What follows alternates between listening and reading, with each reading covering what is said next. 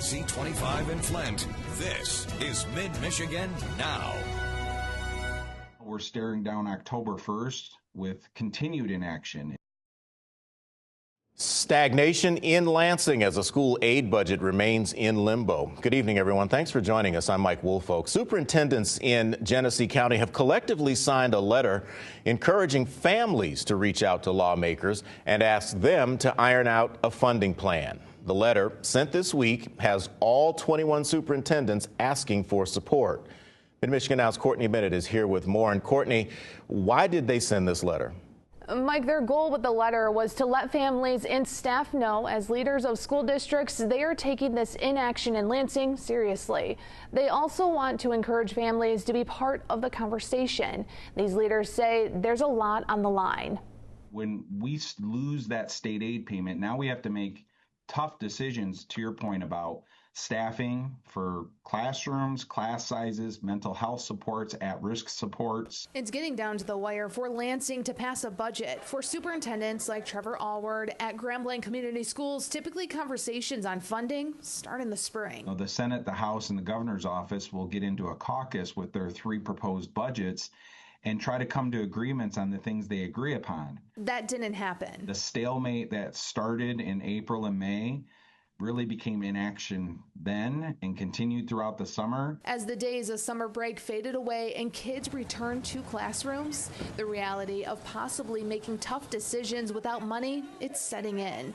It'll start with the free meal program. All of the local districts across Genesee County and the state of Michigan are preparing for the possibility of having to go back to a free, reduced, or paid model. The Republican-controlled House passed a school aid budget. The Senate, which is Democratic majority, also passed a budget. However, the two budgets differ in how much money is allocated for schools. Republicans are looking to get rid of categories and allow schools to decide where and how to spend money. Democrats want line items, specifically laying out how to allocate money. The travesty here is, from the revenue estimating conference, the money is there. The fact that they can't come to an agreement to flow the money to us is frustrating. Allward tells me he hopes this isn't the future of budgeting from Lansing. We're expected to hold our end of the bargain when it comes to deadlines and timelines, and we would ask that they would do the same so we can plan accordingly for our kids.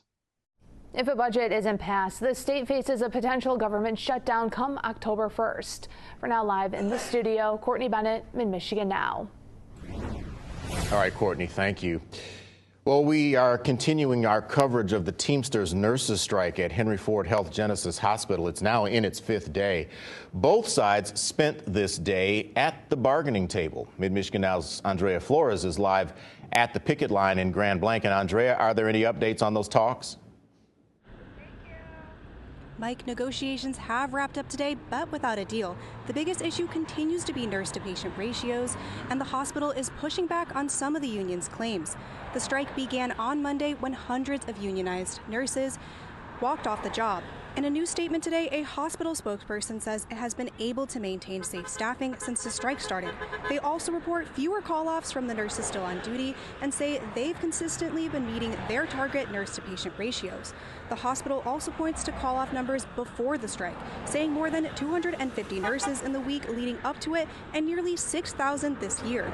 They argue that some provisions in the expired contract, including premium pay tied to patient load, may have incentivized those absences. As negotiations stand, patients are still being cared for at Genesys with temporary staff administrators filling in. Dan Glass, president of Teamsters Local 332, says that they've concluded negotiations for today with little progress. He also tells us those call-off numbers don't add up.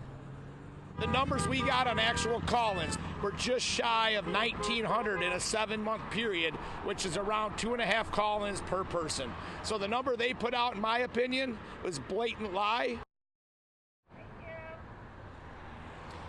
At this point, both sides agree ratios are the sticking point, but they remain divided on how to solve it. They'll meet back at the table again on Wednesday and Friday if needed. Tonight on Mid-Michigan Now, you'll hear from a registered nurse on the line about those ratios and call-off numbers. Reporting live in Grand Blanc Township, Andrea Flores, Mid-Michigan Now. Well, if you're still waiting on Flint Water Crisis settlement money, we have some clarity for you tonight. If you're eligible, you will receive instructions this fall on how to obtain your payment through the official Flint Water Payment Portal. Now, if you've already received a request for bank information related to the settlement, officials advise that you not reply to that and instead contact the Special Master's Office directly at the number you see here, 202-402-2200. Michigan Senator Elissa Slotkin is proposing a new vision for America's national security, sharing her thoughts at the Council of Foreign Relations this afternoon. She's calling for the U.S. government to prioritize national security infrastructure around middle-class economics. Many Americans have lost confidence that we know what we're doing abroad, and they have good reason to feel uneasy. They've seen and fought the forever wars in Iraq and Afghanistan. They see support to Ukraine and Israel without resolution, all while the middle class is suffering at home. While most Americans still genuinely believe in a strong American role in the world, there's no mistaking that there's a trust deficit after the last 20 years. Well, during her remarks, Senator Slotkin also addressed how to deal with new and emerging threats facing Americans and the world. New tonight, we have the latest on a tragic story from suburban Detroit. A woman and her 12-year-old son both murdered.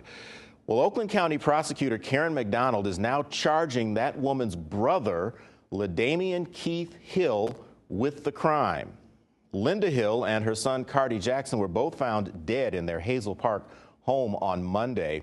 The prosecutor's office says Linda was on the phone shortly before she was killed and told the caller she had to go because her brother had arrived. LaDamian Hill's car was seen in the area around the time the murders happened, and then it returned to the scene later that night, according to investigators. Police also found evidence at the Pontiac home where he was living. If convicted, LaDamian Hill could get a life sentence with no shot at parole. Saginaw Transit Authority Regional Services, better known as STARS, will change their schedule on Monday so staff can attend an employee's funeral.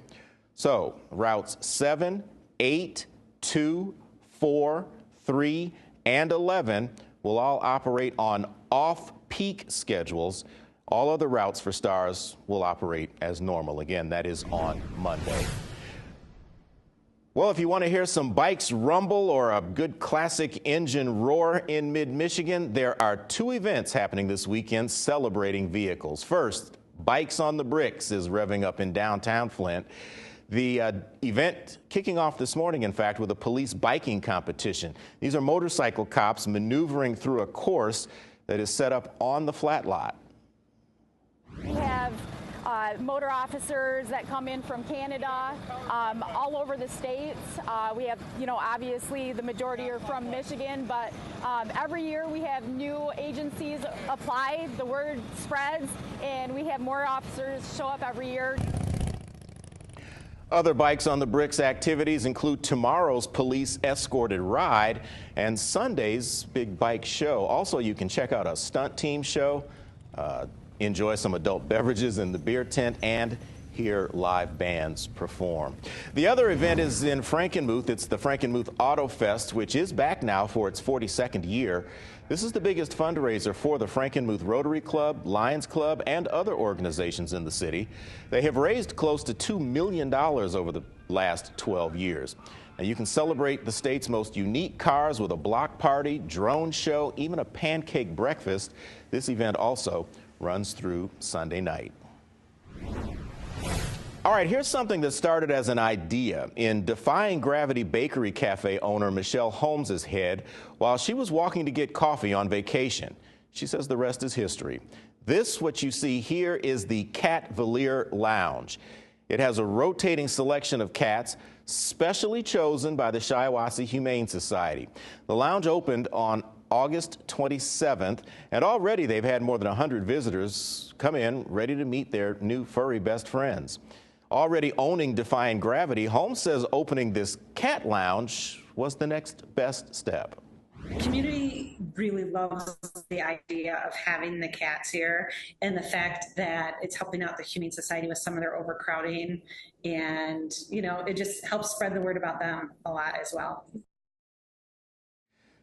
Well, tomorrow is the perfect time to visit the Catviller Lounge. They are hosting an open house and adoption event. If you'd like more information, head to our website, MidMichiganNow.com.